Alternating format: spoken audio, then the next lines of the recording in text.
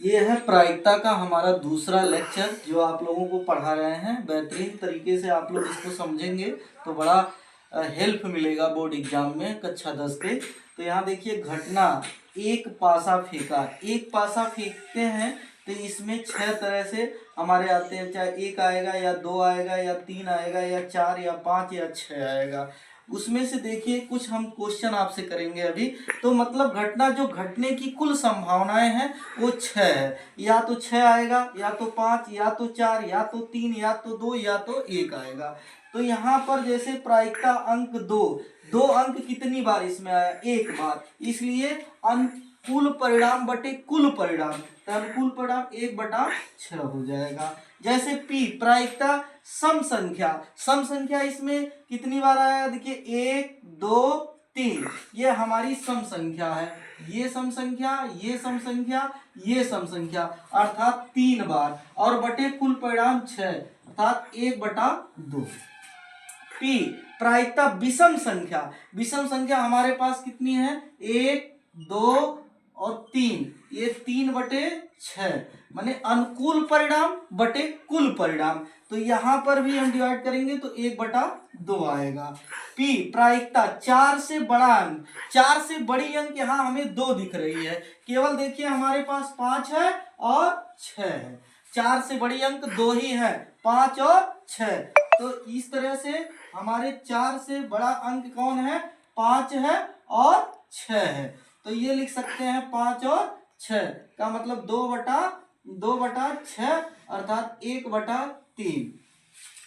यहाँ पर देखिए P अभाज्य संख्या, अभाज्य संख्या आप लोग जानते हैं कि अभाज्य संख्या, देखिए एक अभाज्य संख्या नहीं है, एक सबसे छोटी प्राकृतिक संख्या है। तो अभाज्य संख्या का मतलब होता है जो स्वयं कटे या एक से कटता है। तो सबसे छोटी अभाज्य और सम संख्या की बात आती है तो वहाँ 2 आती है, इसलिए यहाँ 2 है। तो 2 एक अभाज्य संख्या हो गई, और दूसरी अभाज्य संख्या आपकी 3 हो गई, और तीसरी अभाज्य संख्या आपकी 5 हो गई। कुल अभाज्य संख्याओं की संख्या जो हुई वो 3 आ गई, और 3 बटे टोटल जो परिणाम है 6, तो 1/2 आ गया। अभी हम आप लोगों को घटना एक पासे फेंकने की बता रहे थे। अब देखिए यही घटना 2 पासे अगर फेंकते हैं, अर्थात एक पासे को 2 बार फेंका। मान लीजिए किसी के पास 2 पासे न हो तो एक ही पासा हो, तो एक ही पासे को 2 बार फेंक कर चेक करेगा। तो यहाँ भी कुल परिणाम, जैसे इसके पहले हम सिक्कों की संख्या पढ़ा रहे थे, तो सिक्कों की संख्या में कुल परिणाम जानने के लिए 2 के पावर n किया जाता था, लेकिन यहाँ पर कुल परिणाम जानने के लिए 6 के पावर n किया जाएगा। जैसे एक पासे को फेंकते हैं एक बार तो 6 पर 1 करते हैं, n की n क्या है? उसकी संख्या है। उस तो n अगर 1 रखते हैं तो 6 ही आएगा। अगर 2 पासे को फेंकते हैं तो अगर n की वैल्यू 2 रखते हैं तो 6 पे 2 आ जाएगा, तो 6 पे 2 का मतलब 36 आएगा। अब आप सोचेंगे कि 36 ये परिणाम बनेंगे कैसे? ये जाहिर सी बात है, लेकिन हम एक आसान ऐसे ट्रिक बताने जा रहे हैं जो आराम से आप लोग बना सकते हैं कि 36 बनेंगे कैसे। आइए दिखाते हैं आपको।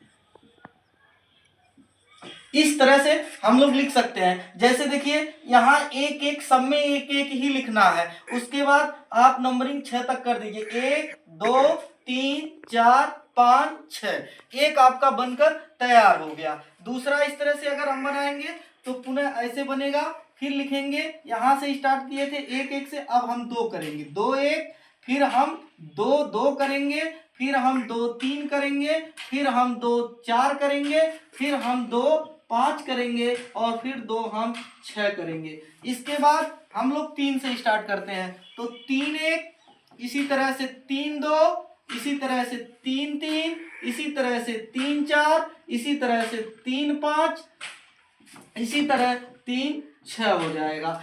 अगली लाइन करने के लिए फिर 4 से स्टार्ट करेंगे, तो 4 1, इसी तरह 4 2, फिर 4 3, फिर 4 4, इसके बाद 4 5, इसके बाद 4 6।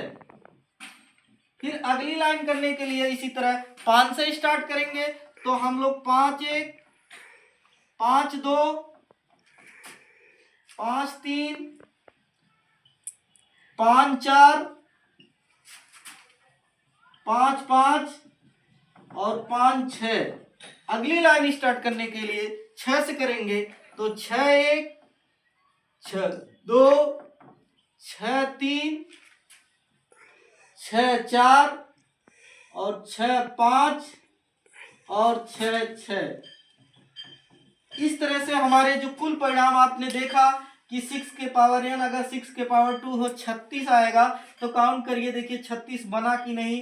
1 2 3 4 5 6 और इधर से 1 2 3 4 5 6, तो 6 में 6 का गुणा हो तो 36 परिणाम कुल इस तरह से हम लोग बना सकते हैं। सबसे आसान तरीका है कि इस तरह से बनाना। जैसे हमारा 36 आया, आपने देखा पहले में 1 के साथ 2 1 1, फिर 1 2 1 3 1 4 1 5 1 6। इसी तरह से 2 के साथ में 2 1 2 2 2 3 2 4 2 5 2 6। अगले में 3 के साथ स्टार्ट करेंगे, तो 3 1 3 2 3 3 3 4 3 5 3 6। इस तरह अगले में 4 1 4 2 4 3 4 4 4 5 4 6। इस तरह से 5 1 5 2 5 3 5 4 5 5 5 6। इस तरह 6 से स्टार्ट करेंगे, तो 6 माने 6 1 6 2 6 3 6 4 6 5 6 6। इस तरह से हम लोग 36 परिणाम लिख सकते हैं। अब ये देखिए, इसमें बहुत से क्वेश्चन किए जाते हैं और उस क्वेश्चन के जवाब हम लोगों को देने होते हैं। तो इस तरह से मान लीजिए क्वेश्चन हमसे कुछ किया आपसे कि पी अंकों का योग 5 है। प्रायिकता पूछ दिया कि अंकों का योग 5 है, तो अंकों का योग 5 अब देखेंगे हमारे इसमें कहाँ कहाँ पर है।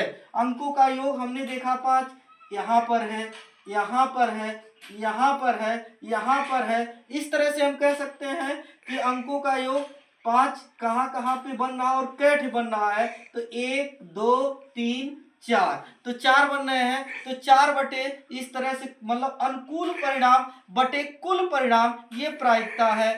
तो इस तरह से हम लोग निकालेंगे, तो यहाँ पर जो है हम 4 बटे अगर 36 करेंगे, तो अब उसको काटेंगे तो 4 बटे 36 को, तो 1 बटा 9 आएगा।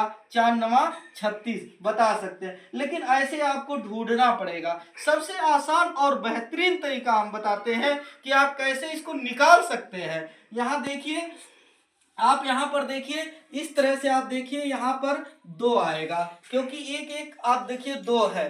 अब इसको आप इस तरह से 3 लगाकर देखिए, तो यहाँ पर 2 1 3 आ रहा है। यहाँ पर आप देख लीजिए, इस तरह से काउंट करेंगे तो आप 3 1 4 आ रहा है। यहाँ देखिए 5 वाला काउंट करेंगे तो इस तरह से आपका क्रम जाएगा और यहाँ पर आपको 5 मिलेगा।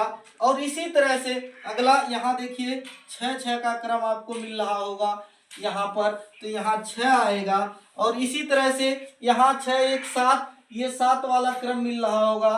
देखिए आराम से ऐसे करते चले आइए, तो यहाँ आपको 7 मिलेगा। इसी तरह से आप इसको करेंगे तो यहाँ पर 8 मिलेगा। इसी तरह से 9 मिलेगा, 10 मिलेगा, 11 मिलेगा, 12 मिलेगा। इस तरह से आप देखेंगे कि 6 6 यहाँ पर लास्ट में 12 मिलेगा। अब यहाँ आपसे जैसे मैंने क्वेश्चन किया कि प्रायिकता, अभी हमने क्वेश्चन किया प्रायिकता अंकों का योग 5। अब यहाँ देखिए 5 वाला अभी आपने देखा कि 1 2 3 4, 4 बार आया हुआ है।